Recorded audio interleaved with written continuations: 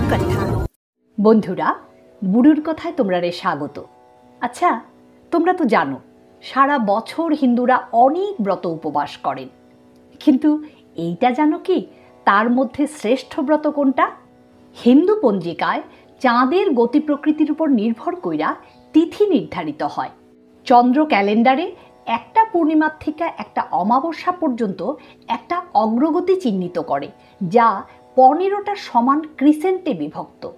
একটি চন্দ্রদিনের একটা নির্দিষ্ট দৈর্ঘ্য অতিক্রম করতে চাঁদের যে সময় লাগে তারই তিথি কয়। চাঁদের 3/4 অন্ধকার থাকলে কৃষ্ণপক্ষ এবং 3/4 উজ্জ্বল থাকলে তারই শুক্লপক্ষ কয়।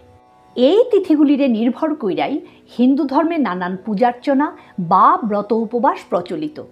পুণ্যার্জনের জন্য সূর্যোদয় থেকে সূর্যাস্ত পর্যন্ত বা 24 ঘন্টা কিছু না খায়া ব্রত করা, যদিও উপবাস সব ধর্মেই প্রচলিত। এখন কথা হইল, হিন্দু ধর্মের শ্রেষ্ঠ ব্রত কোনটা? সনাতন ধর্ম অনুসারে মাসের শুক্ল ও কৃষ্ণপক্ষের 11তম চান্দ্র দিনটা হইল একাদশী তিথি, আর ওই দিনের ব্রত উপবাস হইল শাস্ত্রে বর্ণিত 64 ব্রত উপবাসের মধ্যে শ্রেষ্ঠ উপবাস। উপবাস শব্দটির উপমানে নিকটে আর বাস মানে অবস্থান করা, তাই একাদশী উপবাস মানে ওই দিন পরমেশ্বর ভগবানের সাথে অবস্থান করা। প্রতি মাসে একটা কৃষ্ণপক্ষের একাদশী এবং অন্যটা শুক্লপক্ষের একাদশী, অর্থাৎ 2টা একাদশী পড়ে। সেই হিসাবে বছরে 24টা একাদশী, কিন্তু লিপ ইয়ারে 26টা একাদশী হয়। প্রত্যেকটা একাদশীর বিভিন্ন নাম আছে, তবে সবচেয়ে কঠোর এবং পবিত্র একাদশী হইল জ্যৈষ্ঠ মাসের শুক্লপক্ষের 11তম তিথি, যার নাম নির্জলা বা পাণ্ডবা নির্জলা একাদশী। এই একাদশী উপবাসের উদ্দেশ্যটা কি?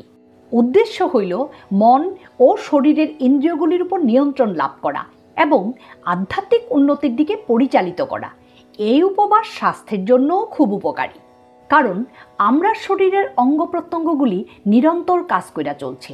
মাসে 2 দিন একাদশীর উপবাস ডাইজেস্টিভ সিস্টেমরে বিরতি দেয় এবং শরীরে ডিটক্সিফিকেশন ও মেরামত করে। ধর্মীয় বিশ্বাস অনুযায়ী একাদশী ব্রত আসলে চরিত্র সংশোধনের দিন। পরনিন্দা, পরশ্রী কাতরতা, মিথ্যাচার, ক্রোধ, দুশ্চিন্তা এবং সকল প্রকার কলহ বিবাদ থেকে দূরে থাকার সংকল্পের দিন। কিভাবে এই ব্রত পালন করা হয়? একাদশী ব্রত বৈষ্ণব সম্প্রদায়ের পৃষ্ঠপোষক দেবতা বিষ্ণু পূজার সাথে যুক্ত। 3 দিন ব্যাপী এই উপবাসের নিয়ম।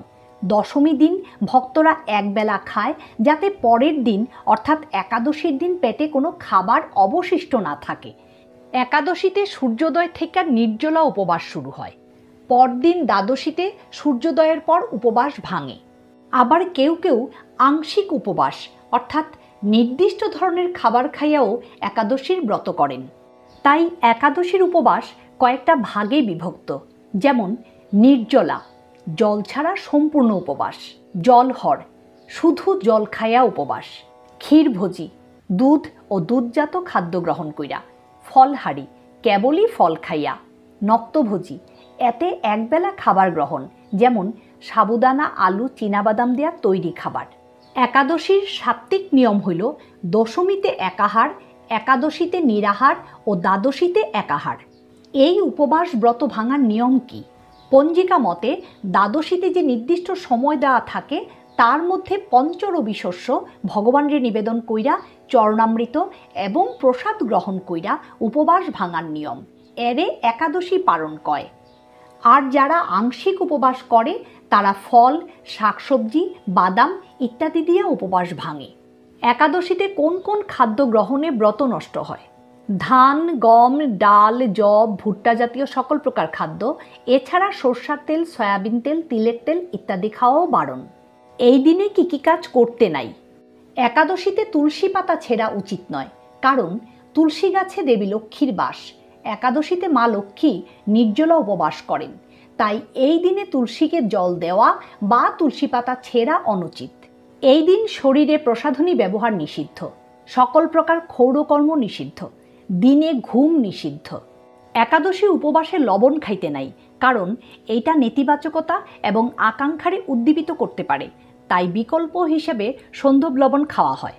জন্ম মৃত্যুর অশোচে একাদশী পরিত্যাগ করতে নাই। একাদশীতে শ্রাদ্ধ পড়লে তা দ্বাদশীতে করা উচিত। একাদশী ব্রত কি শুধুই বৈষ্ণব ধর্মাবলম্বীদের জন্য, না যে কেউ করতে পারে? না, এই ব্রত শুধুই বৈষ্ণবদের নয়, সনাতন ধর্মের সকলের এই ব্রত পালন করা উচিত। শাস্ত্রে বলে একাদশী ব্রত পালনে একাদশ ইন্দ্রিয় বশীভূত হয়। এই একাদশ ইন্দ্রিয় হইল পঞ্চ কর্মেন্দ্রিয়, পঞ্চ জ্ঞানেন্দ্রিয় ও মন। সাধারণত নূতন উপনয়নের পর 1 বছর ব্রাহ্মণেরা, বিধবারা, সন্ন্যাসীরা ও দীক্ষাপ্রাপ্তদের কেউ কেউ একাদশী ব্রত পালন করেন। তবে 8 বছর থেকে 80 বছরের যে কেউ এই একাদশী পালন করতে পারে। তাইলে এরে বিধবার একাদশী কেন কয়? একাদশী উপবাসের সঙ্গে বিধবাদের কোনো সম্পর্ক নাই। একটা সময় গেছে যখন কঠোর সংযমের যত ব্রত উপাচার চাপাইয়া দেওয়া হইতো বিধবাদের উপর। এই ভ্রান্ত সংস্কার থেকে সমাজরে মুক্ত করতে শ্রী চৈতন্য সচিমাতার মাধ্যমে মানব জাতিরে শিক্ষা দিছেন। তিনি তার সধবা মায়েরে দিয়া একাদশীর ব্রত করান। তাই প্রতিটা ব্যক্তি বাল্যকাল থেকেই একাদশী পালন করতে পারে, যার ফলে ধর্মীয় দিক থেকে তো বটেই, শারীরিক সুস্থতার দিক থেকেও উপকৃত হইব। কিন্তু এই একাদশী কে, তার সাথে ভগবান বিষ্ণু কেমন কইরা যুক্ত?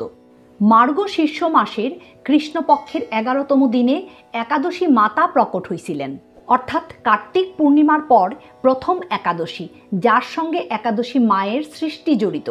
এই একাদশী হইল সর্বপ্রথম একাদশী, যারে উৎপন্না একাদশী কয়।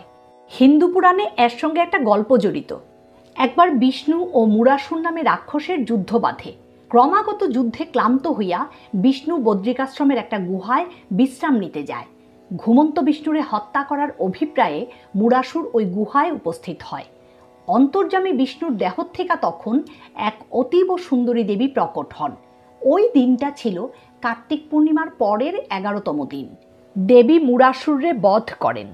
এতে বিষ্ণু সন্তুষ্ট হইয়া দেবীর নাম রাখেন একাদশী। দেবীরে বর দিয়া বিষ্ণু কন, সমস্ত ব্রতর মধ্যে তোমার ব্রতই শ্রেষ্ঠ হইব। প্রতি একাদশীতে আমার সঙ্গে তোমার পূজা করা হইব। যে ভক্ত একাদশীর উপবাস করব সে সমস্ত পাপ মুক্ত হইব, সরাসরি বৈকুণ্ঠে যাওয়ার পথ প্রশস্ত হইব। এই দিনটায় একাদশী মায়ের জন্ম হয়েছিল বইলা তার নাম হয় উৎপন্না একাদশী। আর বিষ্ণু মা একাদশীর সাহায্যে মূরাসুরে বধ করছিলেন, তাই একাদশী দিনটা বিষ্ণুর সাথে সম্পর্কিত। বন্ধুরা, মদন গুপ্তের ফুল পঞ্জিকা মতে আসছে 25 নভেম্বর সোমবার রাত্রি 1:50 উৎপন্না একাদশী তিথি শুরু এবং শেষ হইব 26 নভেম্বর মঙ্গলবার রাত্রি 3:56। ওম নমঃ ভগবতে বাসুদেবায় নমঃ। বন্ধুরা, আজকের মতো বুড়ুর কথা এইখানেই শেষ করতেছি।